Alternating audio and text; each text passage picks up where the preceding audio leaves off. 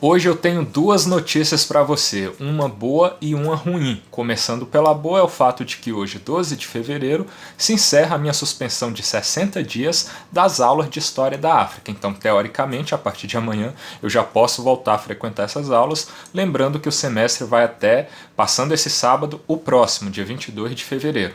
Então, teoricamente, também a gente tem alguns dias de aula ainda. Agora, a notícia ruim é que, infelizmente, o meu agravo de instrumento, que eu interpus ao judiciário para tentar voltar para as aulas antes do tempo, foi indeferido no final da semana passada, na sexta-feira, sob argumentos novamente um tanto quanto complicados que a gente vai discorrer aqui brevemente, porque eu já fiz um vídeo de exatamente 1 hora, 22 minutos e 22 segundos, que eu vou deixar no izinho aqui para quem quiser assistir, onde eu detalho a base de toda a minha argumentação no mandado de segurança que eu apresentei em primeira instância, né, e o juiz indeferiu a liminar, e por isso esse agravo de instrumento recorrendo e pedindo uma nova liminar, né, que também infelizmente foi negada.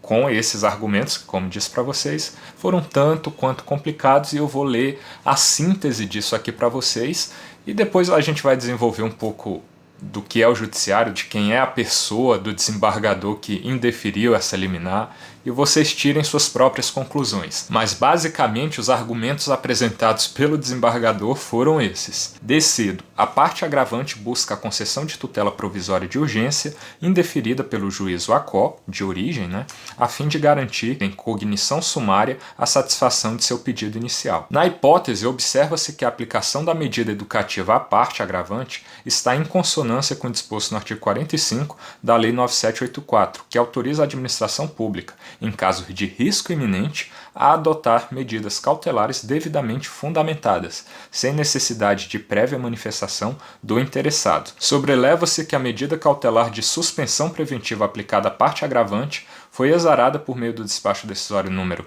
0086 em razão de sua conduta de se gravar durante as aulas, o que prejudica o regular andamento das disciplinas. Aqui ele não está fazendo só uma menção ao que consta do despacho, mas já um juízo de valor, né, coadunando com o que consta desse despacho, que é nesse sentido mesmo, de dizer que o fato de eu me gravar durante as aulas prejudica o andamento das disciplinas. Mas com base em que? Qual que é o fundamento para isso? Eu tenho nesse agravo de instrumento 16 páginas de argumentação, inclusive, reforçando o que já tem mais de 10 do mandado de segurança anterior, que eu discuti aqui ponto a ponto para vocês em mais de 1 hora e 22 minutos de vídeo, e é completamente ignorado pelo Poder Judiciário. Isso é um fato. O pessoal coloca taxativamente algo lá como eu atrapalhar as aulas e não fundamenta com base em quê? O quê? De caso concreto, de fato verificável que eu estou fazendo mediante essa gravação de mim mesmo durante a aula que atrapalha a aula. O que é? Ninguém aponta, né? Ademais, considerando o risco concreto e iminente de violação da integridade física e emocional dos estudantes e servidores, constata-se que o referido despacho está adequadamente fundamentado. Cara, dizer o quê?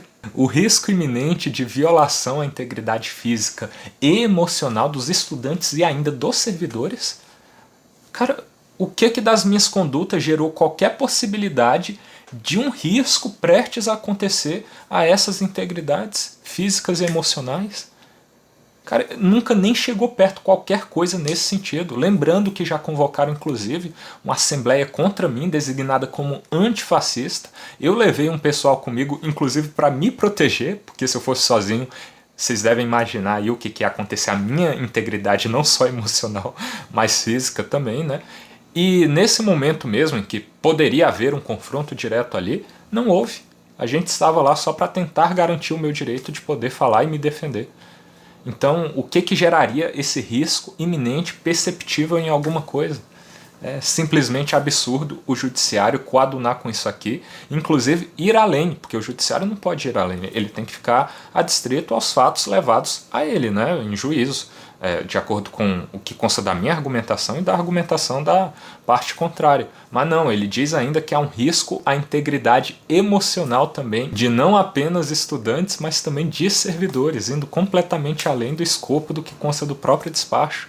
Então a gente começa a verificar um indício, pelo menos, né, data máxima vênia, com todo respeito, de parcialidade aqui, de, pô, será que esse cara tá levando para um lado de visão pessoal da coisa? Porque, cara, ele não tá restrito ali à argumentação, ao que consta efetivamente da técnica jurídica, do que a lei diz a respeito. Por exemplo, ele diz aqui que está fundamentada a decisão, mas você precisa fundamentar com base num caso concreto e no que a lei diz. Ele fez isso? A administração pública fez isso? Não, qual que é o risco iminente que eu causo? Com base em que lei que eu não posso me gravar? Ninguém juntou isso aqui até agora, porque não existe lei que me proíba de fazer isso e não tem nenhuma ação minha nesse ato de eu me gravar que cause um risco à integridade qualquer de quem quer que seja.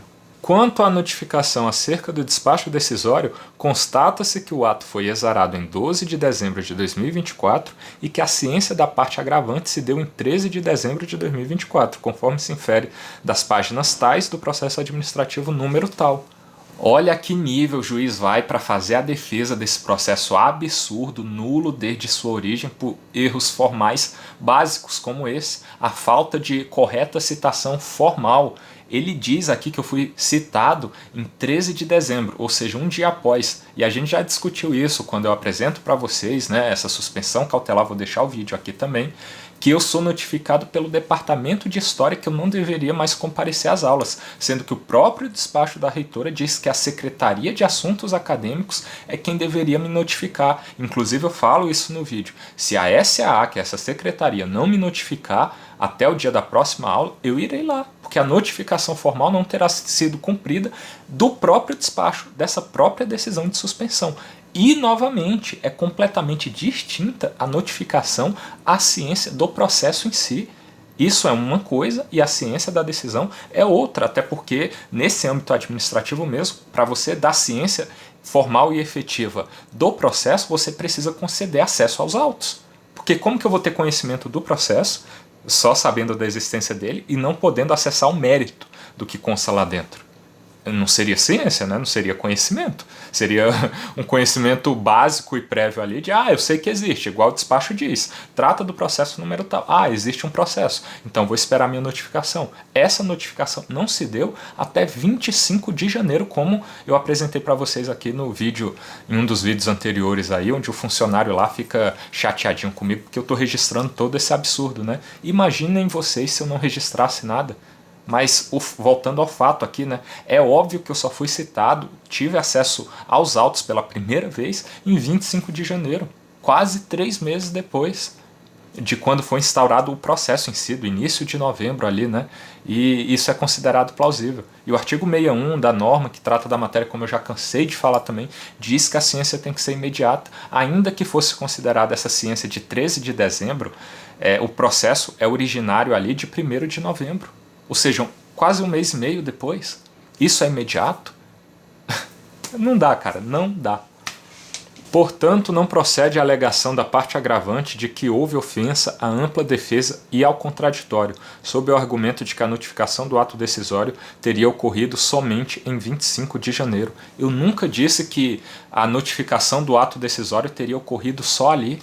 Cara, é um desembargador federal dizendo isso. Eu digo que a notificação do processo, que é outra coisa de natureza completamente distinta, que se deu nessa data. Realmente eu fui informado do despacho decisório formalmente em 16 de janeiro, que essa de 13... Na verdade, em 16 de dezembro, que essa de 13 de dezembro não é válida, porque é do Departamento de História, em termos formais, né? Eu acabo sabendo, mas não formalmente, porque formalmente tem que ser cumprindo os dispositivos legais, né? E o despacho da reitora diz que tem que ser a SA, e a SA me notifica na segunda-feira, 16 de dezembro. Mas mesmo assim, não tem nada a ver a ciência desse despacho decisório, é a ciência do processo. Aí o desembargador coloca isso aqui, cara. De mais a mais, a parte agravante não logrou demonstrar o risco de dano concreto que a decisão ACO do juízo de origem teria o condão de lhe causar, não se desvencilhando do ônus argumentativo que lhe competia. Quanto a isso, afirmou, ele coloca o que eu juntei lá na minha petição, Sendo que ele disse que eu não demonstrei. Ele coloca aqui a demonstração, né?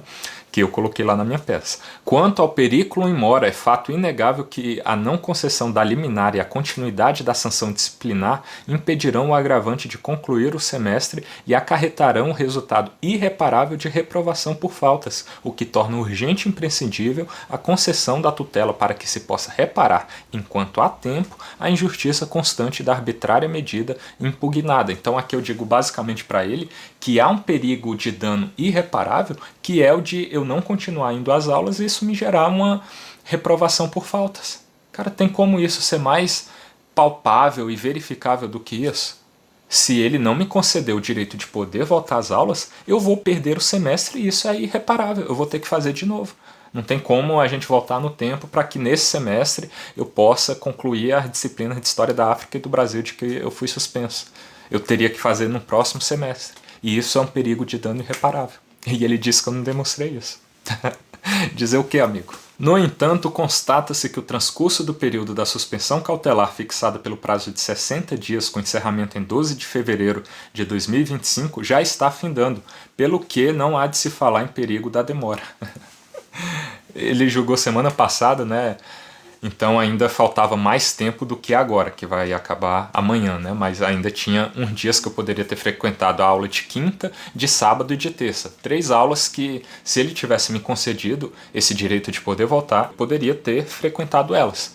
E aí ele considera que, basicamente, né, o argumento dele, tá acabando aí a suspensão já, então não tem perigo na demora alguma aqui. Então você já volta semana que vem, então é isso aí, tá tudo certo. Não, cara, não tá tudo certo. Eu vou perder 3 aulas que ele poderia ter me dado o direito de podê-las assistir. Cara, não dá, simplesmente não dá. Alguém olha para isso aqui e acha que a decisão dele tá certa em relação ao que a lei diz, aos fatos concretos que eu tô apresentando aqui. Cara, o judiciário me negar isso aqui não quer dizer nada, só quer dizer que ele também tá do lado do sistema, ele é o sistema também, né? Ele tá protegendo a UNB e ambos se protegem e isso é um direito meu de opinar, né? Porque como vocês vão ver aí, a gente vai discutir a defesa da reitora, que é uma militância pura e completa, e eu vou mostrar para vocês tudo dando certo na próxima sexta-feira, e vocês vão ver o completo absurdo que é. Somente em caso de evidente ilegalidade aferível de plano e desde que presentes o perigo de dano ou risco do resultado útil do processo, é dado ao judiciário afastar ato do poder público em sede de tutela provisória e de urgência, o que não se verifica no caso dos autos. Dizer o quê, né? Depois de tudo isso, toda essa argumentação, ele acha que não está comprovado o meu direito de poder continuar frequentando as aulas e o inegável perigo na demora de eu não ser autorizado a voltar. Não há o que dizer. Assim, restam ausentes a probabilidade do direito e o perigo da demora a justificar a concessão da tutela de urgência requerida nos autos de origem, devendo ser mantida a decisão recorrida. Ante o exposto, indefiro o pedido liminar. E assim nós fechamos a síntese da decisão do desembargador. E aí, diante disso, dizer o quê, né? A não ser refletir acerca da imparcialidade que o judiciário deveria ter e parece não estar tendo nesse caso, já que a questão ela é muito simples e direta. A gente não está nem discutindo o mérito, que é onde eu poderia perder e possivelmente perderia mesmo, porque a gente sabe que eles vão considerar muito mais, via de regra, né, para o lado da UNB, das universidades se protegerem diante de algo que eu estou fazendo, que é expor o que acontece lá dentro. Mas não, eles vacilaram na forma, no passo a passo que eles deveriam seguir para esse processo ser válido. Eles deveriam ter me notificado corretamente e isso não aconteceu. Precede inclusive o meu direito à defesa. É anterior a isso, eu tenho que ter ciência do processo e acesso aos autos. E eu não tive, aí o judiciário deveria reconhecer que esse processo é nulo desde sua origem em razão desse fato inegável. E aí não decide assim. E apresenta esses argumentos que eu li para vocês. Aí a gente não reflete acerca de se há parcialidade ou não aqui. A gente reflete, eu refleti bastante. Inclusive quando foi distribuído o processo para esse desembargador, que teoricamente é um sorteio, né, do sistema mesmo, do processo judicial eletrônico, aí foi para esse desembargador cujo nome é Newton Ramos. Aí você vai lá pesquisar no site do próprio TRF, né?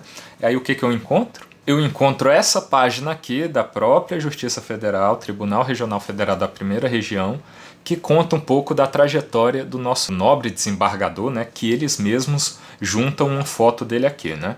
E aí tem o resuminho da trajetória dele na Justiça Federal e começa com a formação dele, né? Newton Pereira Ramos nasceu em São Luís, Maranhão, no dia tal, e bacharelou-se em Direito pela Universidade Federal do Maranhão. E aí até então, né, o cara se formou numa federal, né? Apesar de já despertar uma suspeita, assim, não quer dizer nada, né? Uma suspeita quanto que fique claro, né, ao lado pessoal de ele enxergar essa questão, o que é completamente importante, né? E a gente vê indícios disso na decisão, como eu apresentei aqui para vocês, né? Aí fui dar uma pesquisada a mais. Aí o que eu encontro também no X, no Twitter, no perfil que ele tem lá, né, dele próprio, ele mesmo coloca a descrição lá de como ele quer ser reconhecido pelas pessoas que vão entrar no perfil dele, né? Ele junta lá, desembargador federal do TRF1 e professor da UNB e UFMA, doutor pela PUC São Paulo e mestre em Direito pela UNB. Aí tá aqui a explicação, né? O meu processo caiu na mão de um desembargador que é professor da UNB e da Federal do Maranhão. Será que essa condição de professor dele, dessas instituições, que inclusive é a que está em discussão no processo ali, não afeta em algum sentido a forma como ele vai decidir? Porque a gente viu aqui que não foi uma forma puramente técnica como deveria. Ele faz juízos de valor sobre eu violar integridade física e emocional de alunos e servidores, sendo que eu nunca fiz isso. E aí ele tem esse histórico de ser professor de lá também. Diz aí se tá fácil batalhar essa batalha aqui. Tá não, meu amigo, a realidade é essa aqui. Aí cada um tira em suas próprias conclusões. Agora o que a gente tem o direito de fazer é verificar a realidade e os indícios que nos apontam determinado sentido. De parcialidade ou imparcialidade. Qual que é o histórico dessa pessoa que decide ou não. Tá aqui, a realidade é essa, cada um tira suas próprias conclusões. Mas qual que foi a minha defesa?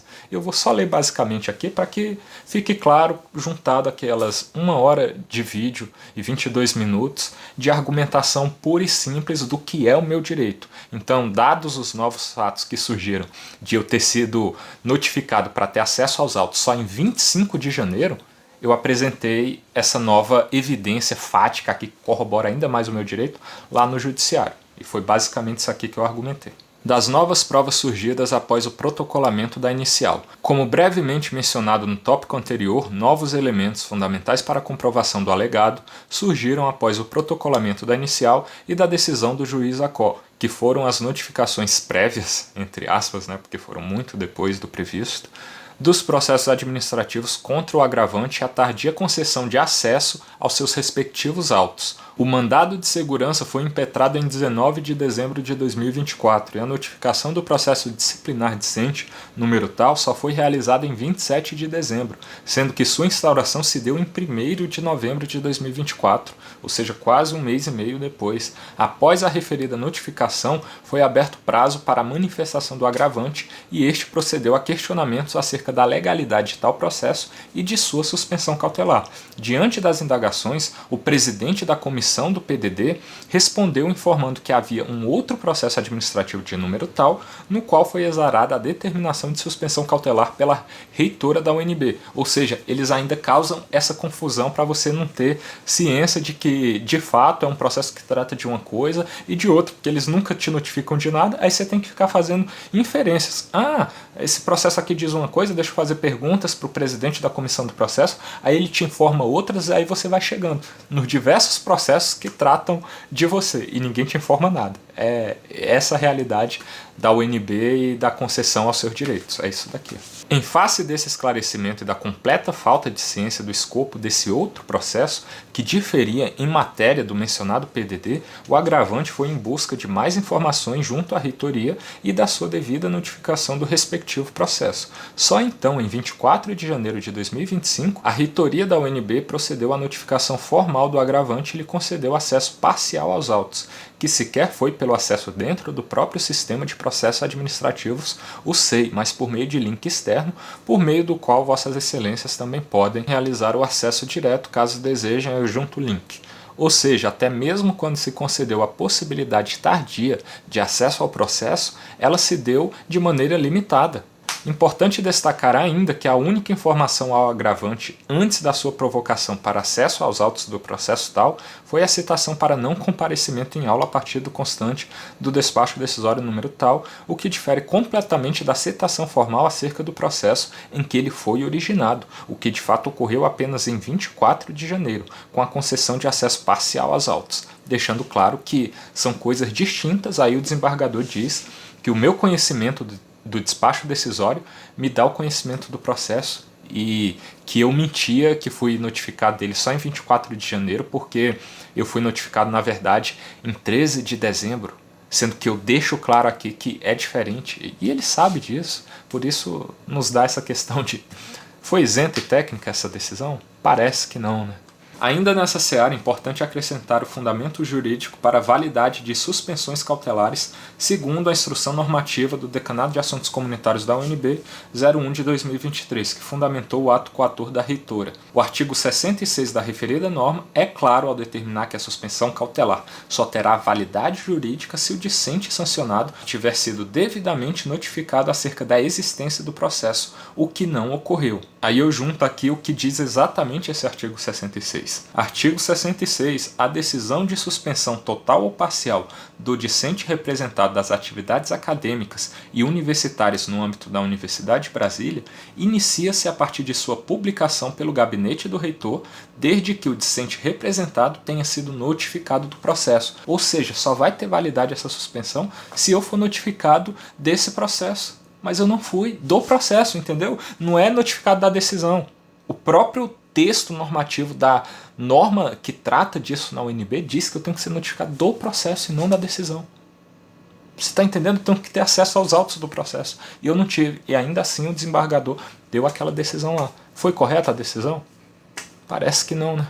Tendo em vista que a referida notificação do processo só foi efetivamente feita ao agravante em 24 de janeiro, a medida de suspensão cautelar é absoluta e inegavelmente arbitrária e antijurídica, devendo ser anulada. Acrescenta-se a tal entendimento jurídico ainda a previsão normativa extraída do artigo 61, também da IN número 01 de 23 do DAC, de que a notificação ao discente representado deve ser feita imediatamente, o que não foi. Aí o artigo 61 diz: instaurado o processo disciplinar e designados os membros da CPDD, o discente representado deverá ser imediatamente notificado. E eu não fui, isso é óbvio. E a partir do acesso ao conteúdo dos autos, nota-se que o chefe do Departamento de História da UNB, fulano de tal, foi o responsável por solicitar a instauração de processo disciplinar discente contra o agravante, conforme se observa da página tal, dos autos do processo tal, ainda em 31 de julho de 2024. Há bastante tempo, hein? Acontece que o agravante procurou o referido chefe de departamento para o questionar acerca da existência de eventual processo /sindicância contra si em 18 de novembro de 2024. Mas ele disse que de nada sabia e que só obtinha informações acerca da questão pelo que a imprensa divulgava sobre o caso. É mole, cara. É mole. A prova de todo esse episódio se encontra no registro em vídeo dessa interação, no qual do minuto 11h45 ao 11h21, tá no link tal, o chefe de departamento mente para o agravante acerca da sua alegada falta de ciência sobre a existência de qualquer investigação tramitando acerca do caso, o que não só viola a obrigação de dar ciência processual ao discente interessado, como também o ludibria dissimuladamente a acreditar em uma completa inverdade. Tudo isso enquanto trama pelas suas costas junto às demais autoridades envolvidas no caso, conforme se observa dos autos do referido processo. Então, quando eu fui lá perguntar para ele se tinha sindicância ou processo administrativo em que eu era investigado, ele disse claramente que não, e que só sabia pela mídia. Tá tudo isso registrado em vídeo que eu publiquei aqui para vocês no canal. E aí o cara é pego no flagra aqui, e isso não serve para o juiz também verificar que eu estou sendo sacaneado administrativamente para não ter ciência dos processos que correm ao meu respeito, com antecedência para que eu possa corretamente me defender. Cara, é complicado, né? Essa confiança na palavra de uma autoridade pública que chefia o departamento do curso de História da UNB manipulou e atrapalhou o agravante acerca da real verdade dos fatos. Desta feita, após se verificar todos esses novos elementos probatórios elencados, resta ainda mais clara a arbitrariedade, ilegalidade e má-fé que maculam irreparavelmente o processo número tal, onde todos os direitos básicos do agravante em relação ao devido processo legal e o exercício de sua defesa foram e têm sido violados. Aí aqui eu fecho minha argumentação com base nesses novos elementos e sigo para a demonstração do porquê eu preciso da concessão dessa medida liminar, que é demonstrar a probabilidade do direito, né, que as leis me garantem o direito de continuar nas aulas, e o perigo na demora, que é a irreparabilidade de eu não voltar às aulas e o dano que vai me causar que não poderá ser consertado, basicamente. Aí eu começo aqui com a argumentação de que, tendo em vista que a pretensão do agravante atende aos requisitos para a concessão de medida liminar, quais sejam os da verossimilhança do direito e do perigo na demora, é fundamental que tal medida seja concedida em reforma à decisão de primeiro grau. No tocante ao fumus boni iuris, resta evidente que a pretensão alegada se coaduna ao previsto na legislação que disciplina a matéria, uma vez que o ato coator que impede o agravante de frequentar as aulas foi originado a partir de um processo administrativo absolutamente nulo, uma vez que há a falta básica de ciência processual e a não disponibilização de acesso aos autos em momento oportuno, conforme garantem como direito os incisos 2, 3 e 4 do artigo 3º da Lei 9784, combinado com os artigos 61 e 66 da Instrução Normativa número 01 de 2023 do Decanato de Assuntos Comunitários da UNB. Quanto ao perículo in mora, é fato inegável que a não concessão de liminar e a continuidade da sanção disciplinar impedirão o agravante de concluir o semestre e o acarretará o resultado irreparável de reprovação por faltas, o que torna urgente e imprescindível a concessão da tutela para que se possa reparar enquanto há tempo a injustiça constante da arbitrária medida impugnada. Aí eu fecho com os pedidos, requerendo a reforma da decisão de primeiro grau com a concessão da medida liminar pleiteada visando a anulação do processo número tal, em razão do vício formal irreparável que o constitui, e não se entendendo pela anulação imediata do processo, que seja concedida liminar que anule a arbitrária suspensão cautelar aplicada ao agravante, com fundamento no artigo 66 da IN 0123 DAC UNB, autorizando seu imediato retorno à sala de aula. E depois disso tudo, eu acho que resta mais do que claro o meu direito de poder continuar frequentando as aulas e do quão absurda e antijurídica é essa decisão de me suspender de frequentá-las. Mas, infelizmente, o judiciário não quis reconhecer isso. Porém, está aqui os fatos para vocês, do que é minha argumentação com base na lei. Quem que está certo e quem que está errado? É o judiciário que vai dizer, com o desembargador professor da UNB? Eu acho que não, né? E novamente, o convite para quem quiser debater essa questão, para que a gente demonstre na argumentação tete a tete, com base nas leis e na realidade dos fatos concretos, está mantido de pé. Quem quiser se achar capaz de debater essa questão, é só entrar em contato comigo que a gente debate. Mas vocês devem se lembrar também que o principal convite foi para o grande avisão da internet aí, né? O cara que está o tempo todo nos alertando sobre os perigos de tudo, né? E nos convidando a ficarmos parados e não fazermos nada diante das arbitrariedades da nossa realidade no Brasil. E aí é claro que ele não deixou de comentar a questão e se negar ao debate, né? Porque o debate para ele é completamente infrutífero. Debater uma questão que ele fica do conforto do lar dele falando todo dia, sem me esquecer, qualquer oportunidade que ele tem de falar sobre mim, sobre o meu caso, ele tá lá falando. Mas debater tete a tete é infrutífero, é desnecessário, né? Então vou mostrar aqui para vocês a coragem do nosso grande guerreiro dos avisos aí, né? O cara que está certo em tudo, mas que não tem coragem de colocar a sua tese à prova diante de outra pessoa, né? Vamos lá. É só você analisar a lei. O cara não precisa ser um juiz comunista nem nada do tipo. Acabou, porra. Mas agora eu quero um debate. Eu quero um debate que eu vou te distrair com os argumentos. Você me destrói o seguinte. Você falou que eu era um imbecil. Você falou que eu era um idiota. Que não entendia nada de lei. E que a sua tese era extremamente forte e que você provaria isso nos tribunais. Então prove nos tribunais.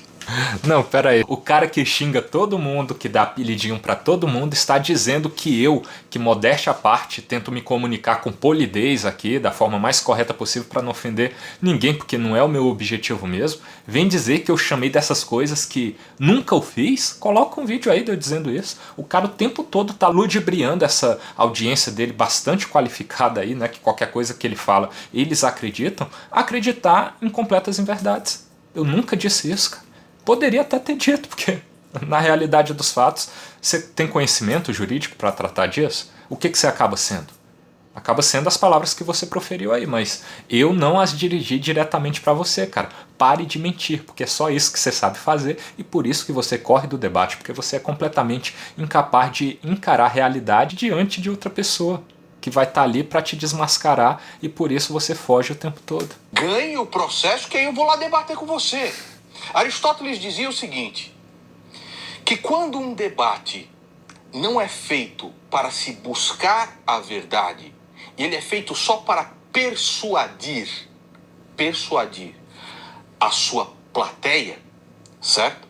Esse debate deve ser evitado. Que porque conveniente. Os propósitos do debate estão corrompidos no seu princípio. Então o que é que você quer, seu imbecil? Você quer buscar a verdade ou você quer ter um corte especial para defender o seu político que agora quer mamar fundão eleitoral? Olha só o argumento genial do cara para fugir como um covarde de um debate. É de que ele é só para persuadir, ele não é para buscar a verdade. O que é a busca pela verdade então? São esses vídeos do conforto dos nossos lares? Assim é muito fácil, né? Como que eu busco mais a verdade? É indo em sala de aula demonstrar o que acontece lá dentro ou ficar aqui de casa falando do Felipe Neto ou do Castanhari? Porque é assim que ele diz que se combate a doutrinação, né? Cara, olha a lógica do grande gênio aí de toda a argumentação sobre tudo. É essa, dos avisos. É desse cara que a gente tem que escutar avisos e alertas. Novamente, cara, se você tiver coragem, se você for homem de verdade, aceite o debate e me desmascare perante o público. O que eu tô fazendo não é um grande mal, você não tá o tempo todo falando sobre mim, sobre a minha atuação e desvirtuando e mentindo realmente sobre tudo. Vamos lá buscar a verdade então. Que persuasão que eu vou estar fazendo. Eu estou falando a realidade sobre tudo aqui todo dia, mostrando minha argumentação, se eu perco, se eu venço. A realidade de tudo está sendo demonstrada aqui para o público. Transparência total dentro da internet. O que você faz? Você conta mentiras, de que eu disse coisas sobre você, por exemplo, que não são verdade. Você sim faz recortes para falar só o que lhe é conveniente. Então, desse jeito, é muito fácil, né? Mas eu sigo aqui na luta, incomodando muita gente, inclusive gente como você, porque o certo tem que ser feito e gente covarde como você e os meus opositores querem me parar porque não aguentam a realidade de eu demonstrar todo dia o que de fato acontece dentro do sistema universitário e acadêmico nesse país com os nossos impostos, com o nosso dinheiro. Mas o recado está dado, nada vai me parar, continuo firme na luta e vocês vão ter que me engolir. E a vocês que me acompanham aqui, muito obrigado pela força, sigamos firmes e até a próxima.